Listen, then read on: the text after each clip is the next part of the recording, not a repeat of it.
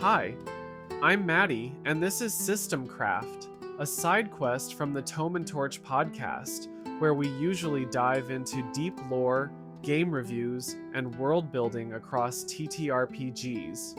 But this time, we're building one from the ground up. System Craft is part how-to series and part dev diary. Each episode, I'll guide you through one piece of the process, from defining your game's concept and scope to developing mechanics, playtesting, editing, publishing, and beyond. I'll share what I've learned, what I've messed up, and what I'm still figuring out in real time. It's my personal journey creating a brand new tabletop RPG from scratch, starting with a deck of cards, a few bold ideas, and a whole lot of design questions. The game I've been creating is called Derailed Worlds, and it's a genre-agnostic, narrative-focused system built for solo, GM-less collaborative, and GM-led storytelling. If you're building your own game, thinking about starting, or if you've ever looked at a tabletop game and thought, I could build one of these, and then immediately spiraled into existential doubt about whether you could actually finish it, you can. You absolutely can. Let's make something weird and wonderful. Today, we're going to talk about something that I think is one of the most important and most overlooked parts of the whole process: defining your concept and your scope. We can think of these as building the soul and the container, the essence of your game, and the shape it's going to take in the real world. So, what is a concept in this context? When you're building a tabletop RPG, your concept isn't just it's fantasy or it uses dice. It's not even your elevator pitch, it's like Blades in the Dark but with frogs. These might be a starting point, but your real concept is a combination of theme, playstyle, mechanical identity, and emotional tone. It's the feeling your game delivers at the table. It's the kind of stories it helps people tell. It's what your game does differently from others. Here's how I framed it for my game. The idea started with a single design instinct. I wanted to build a game that used cards instead of dice, not just as a gimmick, but as a meaningful mechanic. Cards carry symbolism. They have suits, colors, and a fixed order. You can draw them, shuffle them, count them, build tension with them. They lend themselves naturally to the idea of fate and narrative flow in a way dice just don't. From that spark, I built outward. I asked, what kinds of stories do I want people to tell with this? What emotions do I want the game to evoke? What makes this system worth building instead of just hacking an existing one? And my answers became the bones of the concept: a card-driven, symbol-rich RPG for building character-driven stories across any genre. A system that works for GM-led, GM-less, and even solo play. Mechanics that are fast enough that they don't slow down the narrative, but with enough luck and skill involved to still be exciting. A focus on archetypes, themes, dramatic tension, and personal growth. A tone that supports everything from whimsical slice-of-life stories to grim or surreal journeys.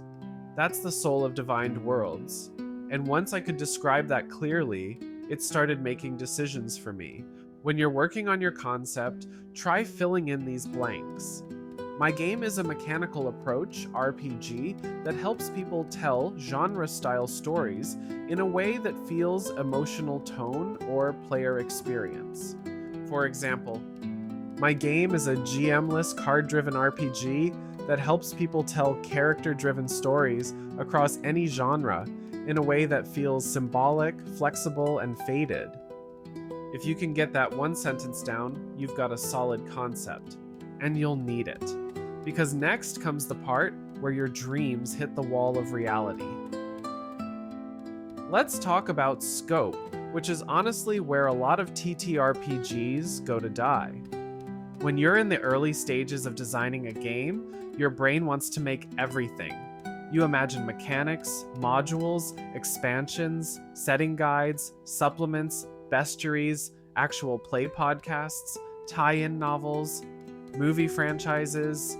Okay, maybe we got a little carried away. Anyway, it's like standing in front of an empty bookshelf and thinking, I could fill this. But if you try to fill the bookshelf before you've written even one finished chapter, you're gonna burn out fast. So instead, you have to decide, what is the minimum viable version of this game that still feels complete, playable, and compelling? That's your core scope. For Divine Worlds, I made an early decision that changed everything. The core rulebook would be genre agnostic. No default setting, no locked-in lore, just the tools needed to tell stories in any world, with later supplements focusing on specific genres. That decision gave me permission to focus the core book on the card-based mechanics, action resolution, scene structure, and narrative and characterization tools. All of these serve the central concept without requiring me to world build a whole fantasy continent or design specific monster stats. It also helped me draw a line. Everything else, the expansions, the settings, the modules, those are for future supplements. They didn't go away. I just took them out of my backpack so I could actually finish the hike. Here are 3 questions I recommend asking yourself when defining scope. What's the smallest version of this game that still delivers its core experience? What parts of this vision are essential for the system to function? What parts are cool but could wait? Write them down. Be ruthless. Then circle the stuff you need for version 1.0 and leave the rest for future you. Concept and scope aren't just 2 boxes to check.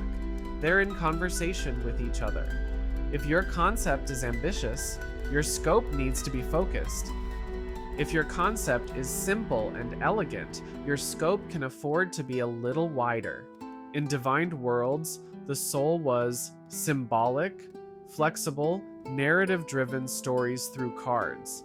The container was a rule set and tool set that could support that without locking it into one genre. And that's why I didn't need to explain an entire world. Instead, I made archetypes that players could adapt to any setting. I made suit symbolism that ties emotion to mechanics. I made a story structure that fits solo play, GM play, and collaborative storytelling. When your soul and your container are aligned, the rest of the design journey has a map. You don't have to reinvent the wheel every time you sit down to write. Does that mean you're never going to have to come back and revisit your concept and scope? No way. My first design used tarot cards instead of playing cards, and while I really thought it was a fun concept, playtesting taught me that it was just too cumbersome. So I came back to my concept and scope and said to myself, even though I love the idea of a game using tarot cards, it's just not working for what I'm trying to make. Was that hard? Absolutely. Do I regret it? Not really, because now I have a more polished and more appealing game. If you're designing your own tabletop RPG, I cannot emphasize this enough. Start here. Start with concept. Start with scope. You don't need mechanics yet. You don't need monster stats. You don't even need a name. You need to know what your game is about, and what size box you're putting it in. Everything else will be easier if you do.